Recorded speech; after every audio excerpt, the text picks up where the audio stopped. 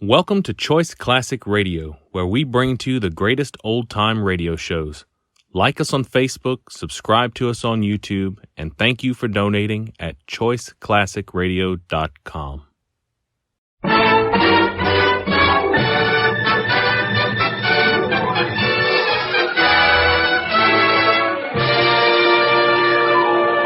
The F.W. Fitch Company presents Dick Powell as Private Detective Richard Rogue.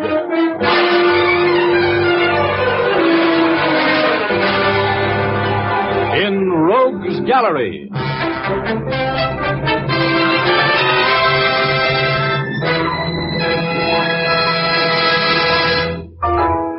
Rogue speaking. Well, tonight we meet a sort of an unusual girl. Her name is Muriel, and she's quite a personality.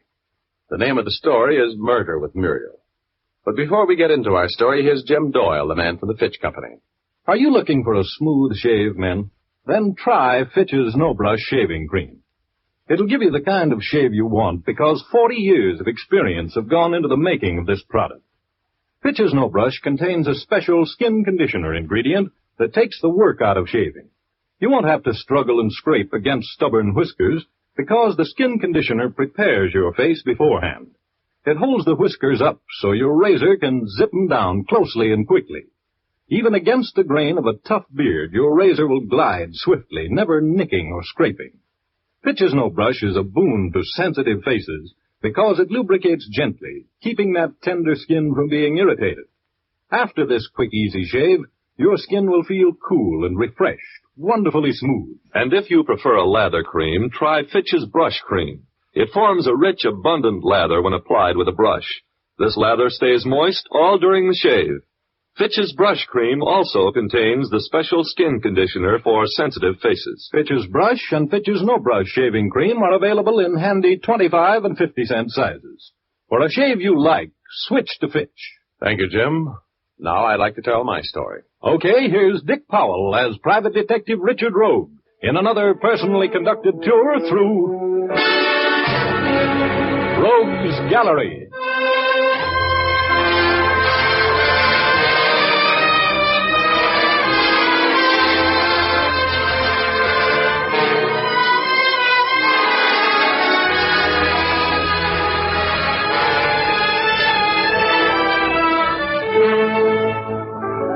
I was sitting at my junior executive-type desk one day a few months ago, trying to get a studious gander at the racing form for the next day.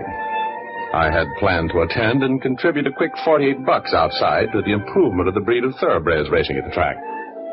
$48, that's 6 across the board, 8 races, 6 eighths.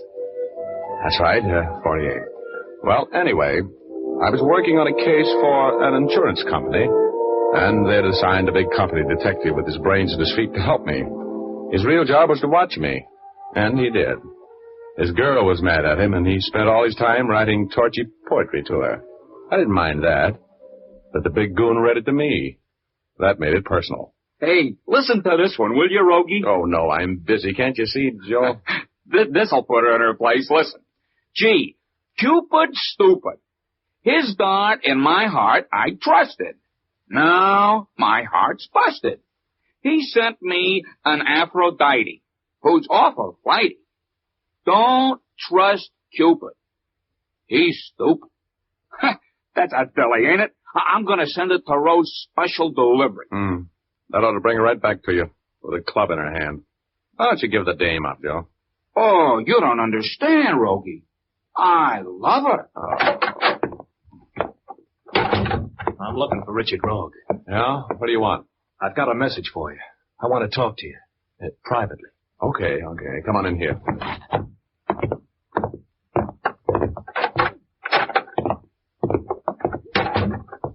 Look, I'm a busy guy today. What do you want? What's your name? I'm Joe Layton.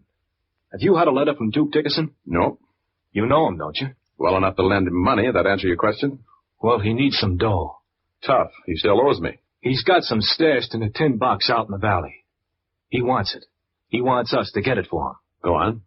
He's planted the dough out in the valley. Yeah? Get to the point.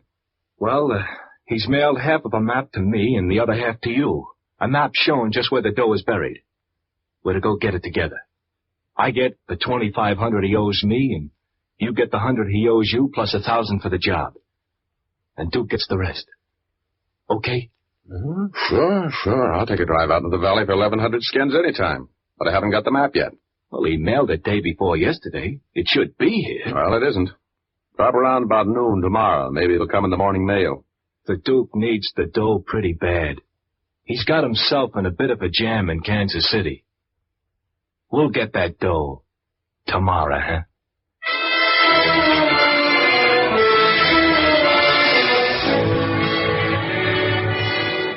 There's something about money I like.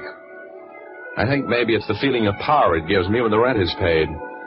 Anyway, this spook shoved off, and I went back into the outer office where Joe Black was poised and penning some more poetry. The phone rang, and I thought twice before I answered it. It was almost 6 o'clock, and I had plans for that evening. But I finally gave in to its yammering. Rogue Detectives, Richard Rogue speaking. Hello, Mr. Rogue. I must see you right away. Sorry. It's a matter of life and death, Mr. Rogue. I'm afraid. What's the matter? What's your name? Muriel Scott. Please, come to the Rialto Theater. I can't be seen talking to you. I'm in the aisle seat, center aisle, 3 rows down from the rear of the theater. On the right-hand side out of the center aisle. The seat next to mine is vacant. Please meet me there as soon as possible. Please, hurry. Okay, wait there. Who was that, Rogie? Oh, now, look, Blackie, it was private business. Why don't you run along home now and get some rest? Oh, no. The boss told me to stick with you, and that's what I'm going to do. You're tricky, you know. We don't trust you. Oh, look, Oh, hello. What are you doing here, Urban? Just dropped in to ask you a few questions, Rogue. Good evening, Lieutenant Urban. Hello, Blackie. Go wait in the hall. I want to talk with Rogue. Yes, sir. Oh, now, what's on your mind? You know a guy by the name of Layton? Joe Layton? That name sounds familiar. Why? He just left here, didn't he? Well, he's been here. What's that to you? What do you want to see you about? Well, I don't see how that could possibly affect you, old man. Came to see me on private business. That's all the talking I'm going to do. How'd you know he was here, anyway? I just took a card off him. He had your name and address on it. What did he want to see you about, Rogue? He didn't mention your name. How come you'll be shaking Joe Layton down? Is he pinched? No, he isn't in any trouble with the police, Rogie. I picked him up about a block from here a while ago. He'd been robbed and murdered.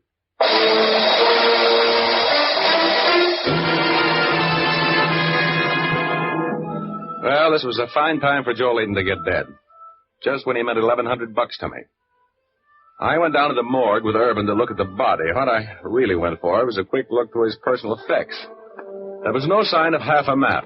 That's all I wanted to know. Urban put me on the fire for a while, trying to get me to tell him all I knew about Layton, but I didn't crack, and I left about 10:30 to drive back to my office. My shadow, Blackie, was right behind me. When I walked into the office, the phone was ringing.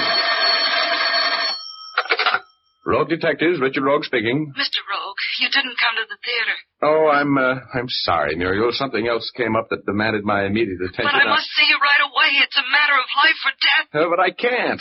There's a $500 fee waiting here for you for just a few minutes' work.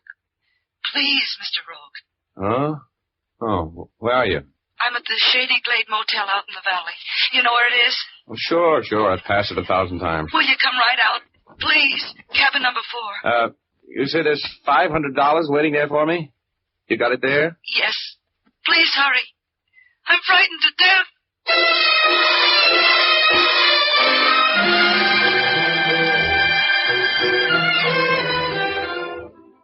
Well, I just had 1,100 skin shot out from under me, and I decided I couldn't afford to be too temperamental about a sure 500. So I ran down the stairs to my car and took off for the Shady Glade Motel and the lady with the seductive voice. It was a long drive from my office, and I spent my time trying to figure out how I was going to get in touch with Duke Dickinson and deal myself back in on that buried treasure deal. I couldn't tell whether Blackie had managed to tail me on this trip or not. There was so much traffic on the pass. Well, anyway, I pulled up at the Shady Glade and knocked at the door of cabin number 4. You're Mr. Rogue? Yeah? Come in. Well, get it off your chest, lady. Please, sit down. Okay, but I'm in a kind of a hurry. Let's make this as brief as possible. All right. Would you care for a drink? I'd love one. But look, you were tearing your hair out a half hour ago. I got here as soon as I could by breaking a few speed laws. Now, before we get social, what's the deal? I'm in trouble, Mr. Rogue. I'll take it from here, Muriel. Huh? Oh, a reception committee with artillery, huh? Well, how about giving me a quick rundown on what's the deal? What do you want from me? You know a man by the name of Joe Layton? Yeah, I knew him. And I know what happened to him. You wouldn't want it to happen to you, would you? I don't insist on it. Get out of here, Muriel. I'll stay. Get into the other room. Go on. All right, Shep. All right now, Rogue. Let's get down to business. You had company today, didn't you? Layton was up to see you. That's right. Everybody seems to know that. What do you mean? Well, the cops came to see me later. Took me down for a little questioning. You see, they knew Layton called on me, too. Mm-hmm. Yeah. When you shook him down for that map, you should have taken that card with my name and address off of him. And you can't think of everything. I want your half of that map, Rogue. I don't have it. Don't lie to me, Rogue. Just give me your half of the map. I don't have it. But even if I did, name me a reason why I should give it to you. Where is it? I don't have it. That's all I know. I'll give you $5,000 for it, Rogue. Huh? Why should I sell it to you? I had to kill a man for half that map. I don't want to have to kill you unless it's absolutely necessary, Rogue. Believe me, I hope it won't come to that. Now, look, pretty boy. I don't have the letter, and killing me or keeping me here won't make you much of a score. Where is the letter? Why should I tell you? Let's face it, chum. Is it in your office? I haven't received it yet. It'll probably be in the morning's mail tomorrow. This is not getting anybody someplace. I'll do the worrying about that. Yeah? Well, while you're worrying, take a look behind you. You got company. Oh, no. I'm surprised at you trying to run that old bluff like that on me. You think it's a bluff? Hey, Blackie. Drop that gun, mister. I couldn't miss it from here. You better drop it, pretty boy. My friend Joe Black is a very nervous type. Yeah. Drop it. Okay. Oh, that's a nice guy. Look, Blackie, I'll hold a gun on this citizen. There's a girl in the bedroom. Go get her. All right, Rogie. What are you going to do with me, Rogue? I haven't made any plans yet. She'll be taken care of. Don't worry. Why don't we keep this to ourselves, Rogue? There's plenty. Rogue, there's no dame in here. What? The window's open and she's gone. I heard a car pull away just as I came in here. Oh, that's fine. That's great. Well, it isn't my fault, Rogie. I did what you told me to, and... Muriel got away, huh? That's right. She got away. But we've still got the main attraction. That's you. Look, Rogue, there's no reason why we can't make a deal. I'm perfectly willing to cut you in for half the money. How big of you. You have to watch those generous impulses, Shep. Next thing you know, you'll be giving away the sleeves out of your vest. Hey, Blackie. Yeah? You just declared yourself in on 5 bills, okay? Sure. What do I do? Shake him down. I want half of a hand-drawn map. There's no point in us working against each other, Rogue. Shut up. Yeah. I'll get it for you. Keep your hands away from your pockets. Yeah, just keep 'em up in the air, and I won't have to break your thick skull. Toss me his wallet, Blackie. Quit squirming, you. Hey, Rogie. And a nice wallet it is, too. Maybe you let me have it, huh, Rogie? After you've taken the map out, of course. Oh, that's what I love about you, Blackie. You have such big ideas. Well, quite a bit of dough here. And a driver's license. Glad to see that you're a law-abiding citizen, Shep. Oh, now, here it is. A little piece of paper worth 25 grand. Now, look, Rogue. Suppose I work with you. Just cut me in for 5 grand. A little late for that, Shep. Blackie. Yeah? I'm afraid our friend Shep might be a burden. You better put him to sleep for a while.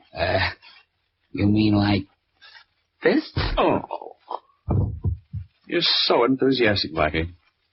Now let's get him tied up and slip him under a bed until we need him again, shall we? Of course. Hey, hadn't we better call in the cops, Rogie?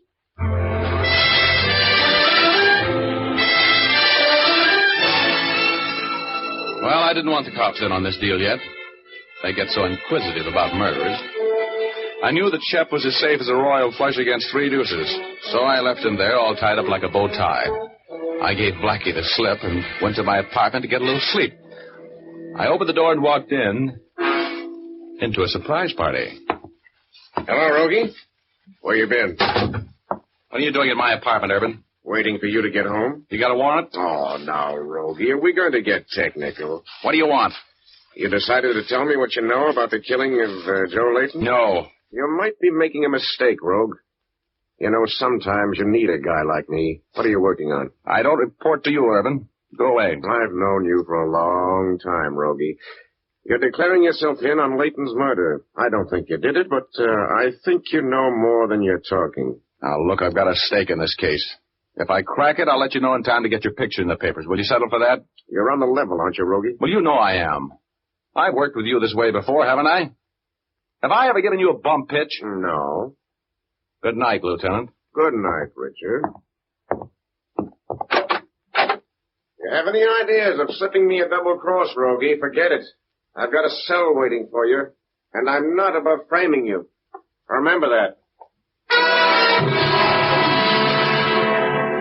I knew Urban wasn't kidding, and I had an impulse to call him back and tell him about the murder I had put away for him in that motel. But I thought better of it. As the door closed behind Urban, I heard another door open behind me. Hello, Mr. Rogue. Muriel. Why, honey, this is... Put up your hands. Huh? I'm going to get that map if I have to kill you.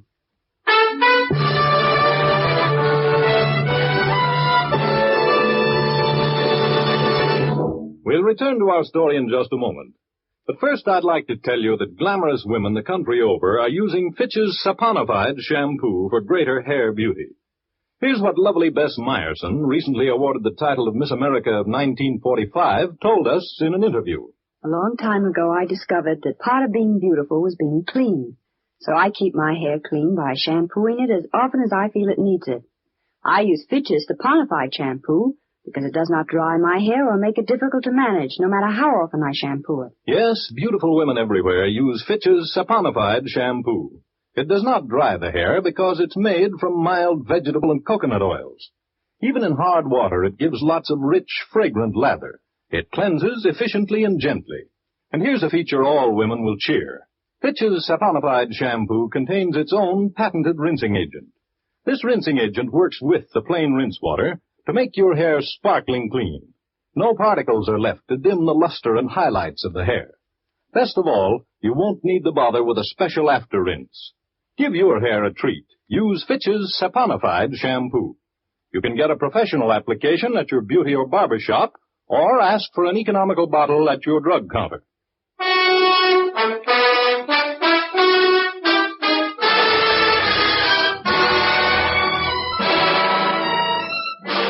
Richard Rogue is involved in an affair concerning $25,000 in buried treasure.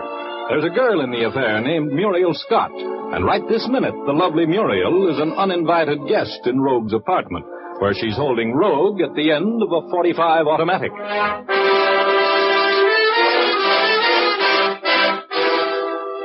I love girls, especially girls with Muriel's gifts. She had the kind of a figure that you'd like to add to your income tax, and a little baby face that made me want to hold her on my lap and tell her a story. But that gun changed everything. It ruined the intimate, romantic atmosphere that I would have preferred. Take your revolver out of the holster and drop it. Come on, I know how to use this gun. Okay. Now back away from it. You know, I have a strange feeling that you've lived through this before. I have. Keep backing. Okay. Now what? Sit down. Thanks. How'd you get in here? Through the window, from one of the fire escapes. Now, what time is the first mail delivery at your office in the morning? Oh, it's about 9:30. I heard you tell Shep that the map would be there in that mail. I'm expecting it. Good. I'll get it then. What did you do with Shep? He's okay. Is he in jail? No, he isn't. I want my hands on that dough before I yell for the cops. I want my hands on that dough, too, and I'm going to get them there. Are you, comfortable? Yeah. Don't worry about me. Look, baby, I want some coffee. How about you? Just stay where you are. Oh, but look, beautiful. It's only 11:30. It's 10 hours before the mail arrives. I can stay awake 10 hours at $2,500 an hour, easy. It's too bad you're so hard to get along with. Oh, a very beautiful dame, you know it? Yeah, I know it. Just Keep your seat, Mr. Rogue.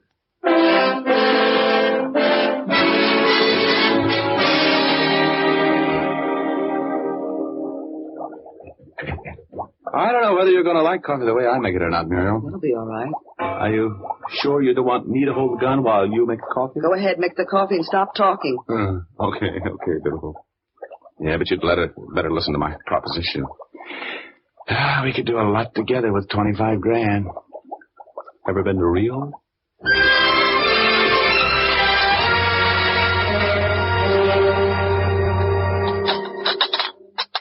More toast? Thanks, Reggie. You know, you make pretty good coffee. And you make pretty good toast, Angel. Lots of butter. Did you know that costs points? We won't need them in Rio, will we? No. We're going to make beautiful music together, baby. You know it?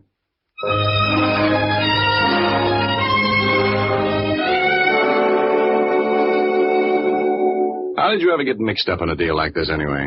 Oh, he came through Pittsburgh. I know the town well. He spent a lot of money on me, and I thought I was living. You're too nice a girl to go around pointing guns at people. What did you do with that cannon, anyway? I left it on the kitchen table. Oh. You comfortable? Uh-huh. A few more hours and you can go pick up that money, huh, baby? Yeah. 25 grand. You know something, honey? What? I can just barely remember shape.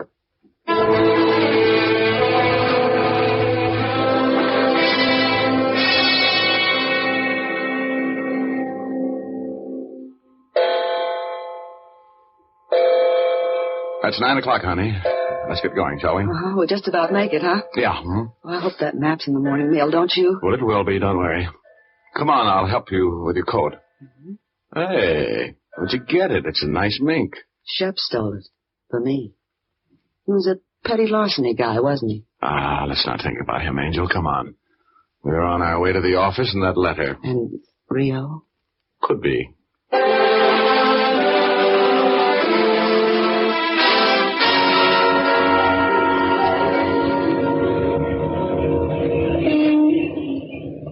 Well, we're here. Now, you stay in the car. I don't know whether there'll be any cops up there or not. And if I'm not back in 5 minutes, shove off. And I'll meet you in the lobby of the Hotel Bellevue in an hour. Oh?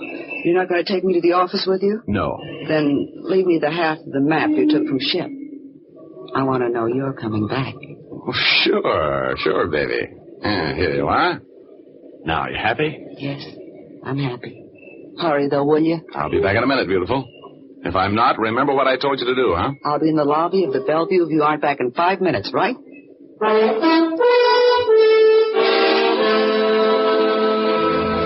If that letter was in my office, I had this case whipped like Simon Legree had Uncle Tom. Then my wishbone was in my throat as I rode up to my office. The elevator had always seemed slow, but this morning it seemed to be going backwards. With just a few more breaks now, I'd be back at home base, like the Third Fleet. I walked into the office, and there sat my shadow, Joe Black. I pitched him some fast double talk about ditching him last night, ran through the mail, found the letter from Duke Dickinson with a map. While I was jumping up and down and clapping my hands, I told Blackie what I wanted him to do. And then Muriel and I took off for the treasure hunt with a spade. Are you sure this is the right path? Sure. I got the map right here, haven't I? Look up ahead. There's the big rock he's got on. See? Uh-huh. There's the tree. Look, Rogie. Oh, the gun of you. Put it back. Do you have any plans about taking this money yourself? Oh, will you cut it out? Put that I log just back want in you your to bag, know will I've now? still got it and I can use it. Oh, but look, baby. Remember me. Oh, I suppose I'm a chump. I'll put the gun away. Just for you. You big, handsome cutthroat.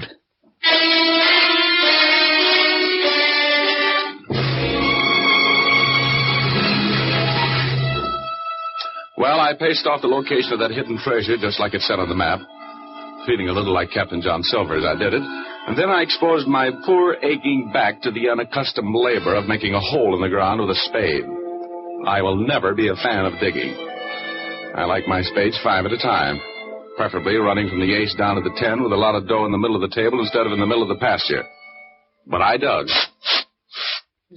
Are you sure you're digging in the right place? Sure. decided in on that tree and that big rock. And if that petty lousy crook of a Duke Dickerson thinks this is funny, I'll personally hit... Hey, Dirt. Hear it? Yes. Hurry, Rogie. Dig it out. Well, do you want this shovel? I'm digging as fast as I can. There it is. See the top of it? Be there. 25,000. Well, baby, there it is. 25 grand. You want to count it? Let me have it, Rogie. Here, baby, you take care of it for a while, huh? Put it in your bag and let's get back to town and celebrate, beautiful. All right. Just hold that bow. Both of you hold it. Hey, what is this? Shut up. Give me your bag, lady. Come on, lady. I don't want to have to shoot any holes in that pretty dress you're wearing. Come on, give me that bag. No, I won't. Next time I slap you with this rod. Now, give me that bag. Get your hands away from that coat there, mister. Thanks. Now, march. You look familiar to me, tough stuff. Yeah? Maybe I'd better put you away, huh? Duke Dickinson must have sent out a bulletin to all his friends. Shut up. Lay down on your faces, both of you. Now. Shut up, lady. I just shot a couple of holes in your tires, that's all. Now, just take it easy and don't move until I'm out of here. Thanks for the dough.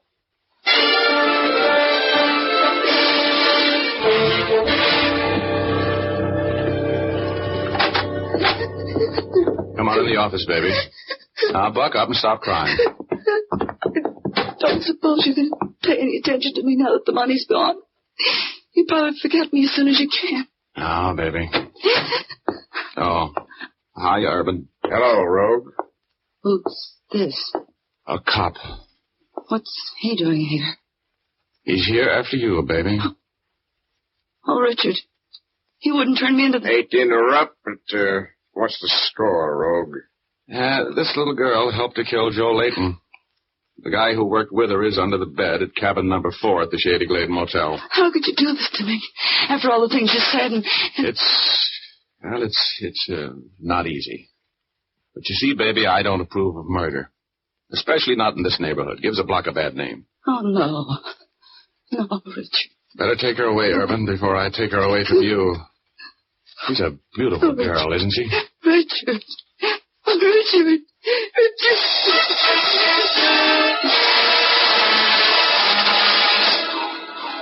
Well, that's the story. Of course, you recognize my old friend Joe Black as a hold-up man. You see, I figured that when Muriel and Shep went on trial, I would have less explaining to do if they thought some stranger had finally come up with the 25 grand. I gave Joe his 500 like I said I would. He beefed a little, but he took it. And then I took the 100 Duke owed me and 1,000 for the job that was agreed on, and then I took the 2,500 that Joe Layton was supposed to get and sent it to Muriel's mother. Layton didn't have any use for it in the morgue. And I sent the rest to Duke in Kansas City. Made a nice score altogether, but I still wake up in the middle of the night when I dream of Rio and Muriel and that trip we were going to take. The money's spent, but the dreams linger on. They're wonderful.